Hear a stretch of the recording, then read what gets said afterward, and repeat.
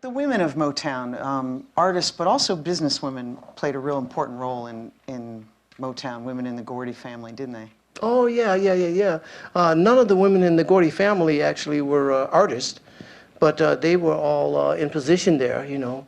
His oldest sister, Mrs. Esther Gordy Edwards, is a very important historical person to us. Not to say that everyone wasn't, but she is so important because we also have a Motown museum that's in Detroit. And Mrs. Edwards was the head of our management department. We had a school at Motown called Artist Development. And so she was the head of our management department. And like when we would take the tours out on the road, for the great majority of the tour, she would be out there because she managed all of us. And Mrs. Edward would take a picture of your exhale and your inhale. You know, every time you turned around and looked, she was taking pictures of us.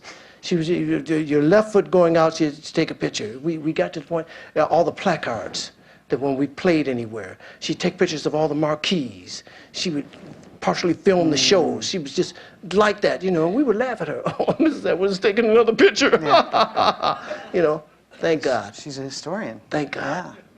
Because all that stuff is there because of her. But all of his sisters basically had positions there, and a lot of people in his family.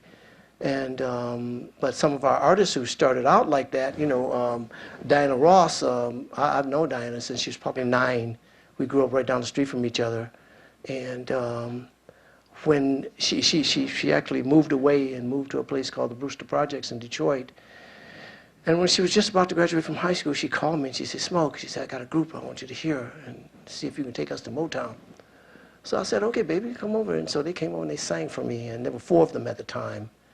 And I loved them. And I said, okay. In fact, you mentioned Marv Tarplin. That's where I got Marv Tarplin from. If I see Diana today, if I see her today, first thing she's going to say to me, "Smoke, where's my guitar player, man?" Yeah, because he came over to audition with them, and the Miracles and I did not have a musician at the time traveling with us. And we'd get to places, and the band that was supposed to be playing for the show that night had no idea what your music is, you know, but they would tell you that they did. And then you get on stage and they'd be playing something else altogether. So we didn't have a musician that traveled with us. And they came to audition for me, and Marvin was playing with them. And I asked her, I said, "Oh, can I?" Because the Miracles not going out on tour for me. I said, "Can we use your guitar player?" She said, "Oh yeah, go ahead." You know? And so he never went back. He probably regretted that. But anyway, they came and sang for me, and I wanted to take them and sign them up then. However, they were still in their last year of high school. And I told Barry, I said, "I got this group of girls, and I want to sign them up." He said, "Oh, fine, man, sign them up." I said, "Yeah." I said, "But they're still in high school." He said, No, you can't sign them up then." He said, "You have to wait till because you know, we already had Stevie, and Stevie required so many people to travel with him because of him still being young and have to be in school, and he had to do his schoolwork on the road. He had to have a tutor and blah blah blah and all that. You know, so he said, "I don't want to go through that again with another artist." So you have to wait. So I waited until they graduated from high school, and I brought them over to Motown. And I recorded a few songs on them, and they couldn't get a hit, and Barry tried, and nobody could get a hit on them. So Diana Ross was the receptionist.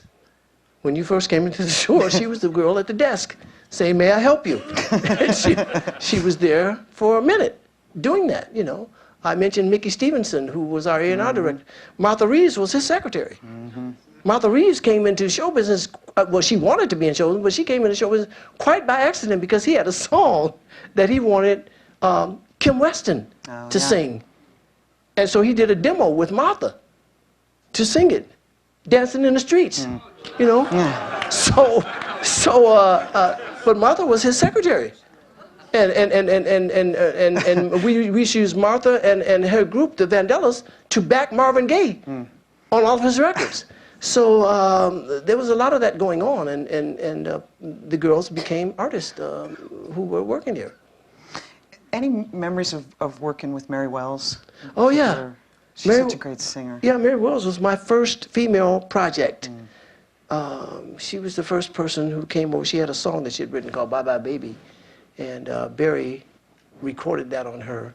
And he told me, he said, okay, man, he said, I want you to take over, because Bye Bye Baby was a hit. He said, I want you to take over and get her some hit records, you know, just write for her and do some albums and stuff. So I said, okay. And so I thought to myself, I wanted to do something like, what can I do with Mary that's different? And so I needed to think of an approach for her. And I was watching Ed Sullivan. And one of my all-time favorite artists of my life was Harry Belafonte. And Harry, I got to know Harry. Harry's a wonderful man. He's a great friend.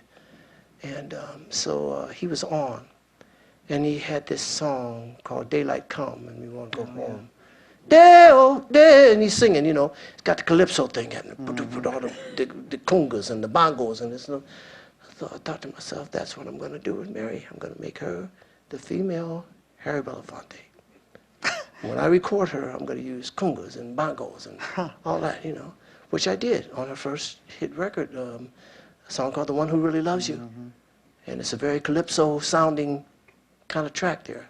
So I started to use that with her until I got to My Guy. I wanted to change her flavoring.